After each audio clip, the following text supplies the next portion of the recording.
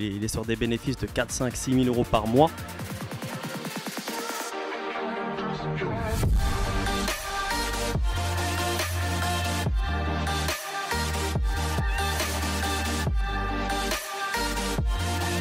Il faut être impliqué, il n'y a pas le choix.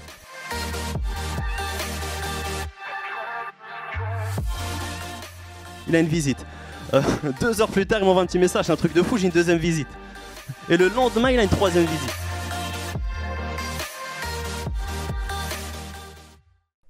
Salut à toi, c'est Khalid et bienvenue dans cette nouvelle vidéo où je vais aborder avec toi un thème qui est pour moi extrêmement important. Les différentes plateformes de réservation sur lesquelles tu dois absolument être pour ton business. Alors c'est vrai que quand on se lance dans l'activité de location courte durée, on ne sait peut-être pas forcément où mettre la tête parce qu'il y a tellement de plateformes qui existent sur internet et voilà, on peut être tenté de s'inscrire un peu partout, ce qui selon moi ne sert strictement à rien. Donc voilà, moi j'aimerais aborder avec toi les 3 plateformes sur lesquelles tu dois absolument mettre ton annonce. La première plateforme bien évidemment c'est Airbnb, on en parle beaucoup sur le net, sur internet, sur la télé. C'est forcément l'un des plus rentables, c'est forcément celui qui remplit le mieux, mais et c'est aussi le plus connu bien évidemment, tout simplement parce qu'il a débuté en premier sur ce créneau et de là est parti tout l'engouement de la location courte durée. Donc on parle beaucoup d'Airbnb, il faut être sur ce site, voilà, il faut être sur cette plateforme, c'est un incontournable. Et j'ai remarqué avec un peu d'expérience que quand on est en centre-ville, eh ben Airbnb fonctionne beaucoup mieux. Et quand vous êtes dans des quartiers d'affaires, des gares, aéroports, à ce moment-là, c'est plus la deuxième plateforme que je vais aborder tout de suite après, booking.com, qui fonctionnera le mieux. Quoi qu'il arrive sur ces 2 plateformes, il faut y être. Absolument, ce sont des indispensables. Deuxième plateforme, donc on l'a vu juste avant, donc c'est booking.com et honnêtement, si vous n'êtes pas encore sur booking.com, je vous invite, mais vraiment à vous y mettre tout de suite parce que vous faites une grosse erreur, vous perdez beaucoup d'argent. Je sais que ce site il est très compliqué, je sais que c'est une plateforme voilà un peu particulière parce qu'à l'origine, Booking c'est destiné aux hôteliers, c'est pas trop fait pour de la location courte durée, mais Booking voilà a senti qu'il y avait quelque chose à prendre dans ce secteur-là de la location courte durée d'appartements. Et du coup, au fil des années, petit à petit, ils font des efforts. Je dis bien petit à petit, ils essayent de se développer. Et c'est vrai que voilà, donc en très peu de temps, ils sont devenus clairement les leaders, enfin un des leaders avec Airbnb de la location courte durée. Donc vraiment, si vous faites de la location courte durée, si vous n'êtes pas encore sur Booking, vous perdez beaucoup d'argent.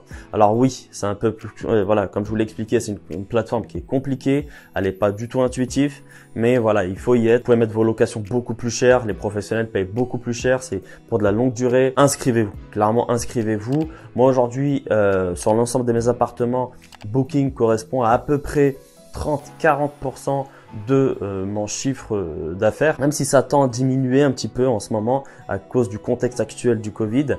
Mais voilà, c'est une source de trafic extrêmement importante, c'est plusieurs millions de visiteurs. La troisième plateforme, en France bien évidemment, c'est Le Bon Coin. Pourquoi je vous parle du Bon Coin? C'est tout simplement, c'est peut-être bien pour débuter, moi j'y suis plus. J'y étais au tout début, il y a quelques années, il y a 4 ans, mais c'est pénible à gérer parce qu'on doit tout gérer nous-mêmes, on doit faire tout de notre côté, on doit gérer tous les appels, on doit gérer les check-in, les contrats, même si voilà, je sais que Booking apporte énormément de trafic, peut nous apporter énormément de réservations, mais voilà, pour gérer c'est un peu compliqué et on est responsable, il n'y a pas d'assurance, il n'y a rien de tout cela. Certes, il n'y a pas de commission, du coup c'est bien plus important que Airbnb et Booking financièrement, mais voilà, quand il faut tout gérer, c'est un peu compliqué. Moi, je pense qu'il faut avoir en tout cas son propre site internet pour développer son trafic de petit à petit, amener de la clientèle dans son site internet. Comme ça, voilà, vous n'avez plus de commission et vous allez avoir des réservations sans les commissions, enfin sans commission, vous les gardez pour vous, quoi. Vous m'avez compris. Donc voilà. Donc petit à petit, ce que vous devez faire, c'est que vous devez développer votre propre clientèle, peut-être faire en sorte de rediriger la clientèle qui vient chez vous vers votre plateforme de réservation. Par exemple, si vous avez un locataire qui vient régulièrement, qui a séjourné chez vous en réservant sur Booking ou Airbnb ou autre, donnez-lui votre carte de visite pour que la prochaine fois, il réserve directement sur votre site internet. Ça va vous éviter de payer une grosse commission, des commissions astronomiques que proposent les plateformes.